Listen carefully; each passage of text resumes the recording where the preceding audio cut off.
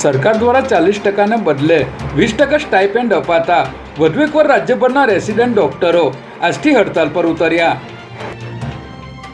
ગત મોડી રાત્રે એસી બ્રિજ પાસે થાર અને વેગેનર કાર વચ્ચે અકસ્માત સર્જાતા બંને કાર પલટી ખાઈ ગઈ હતી.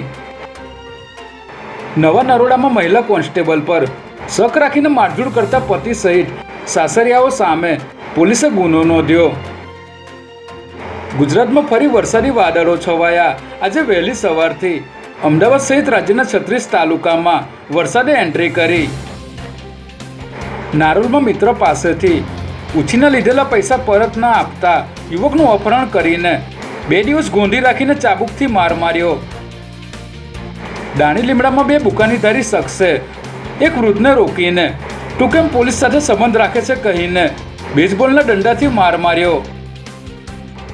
અમદાવાદ મ્યુનિસિપલ કોર્પોરેશને દબાણ મુક્ત શહેર માટે આગામી 15 દિવસમાં સ્ટ્રીટ વેન્ડિંગ પોલિસીનો અમલ કરાવવાની યોજના બનાવી.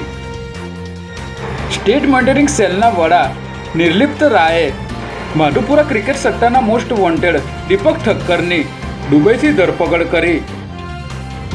ગુજરાતમાં દારૂ ઘૂસે તે પહેલાં જ રાજસ્થાન પોલીસે દારૂની 1003 પેટી ઝડપી લઈ એક આરોપીની અટકાયત કરી. લાંચ લેતા ઝડપાયેલા સુરતના ખાણ ખનીજ વિભાગમાં ફરજ બજાવતા અધિકારી નરેશ જાનીને રાજ્ય સરકારે ફરજ મુક્ત કર્યા.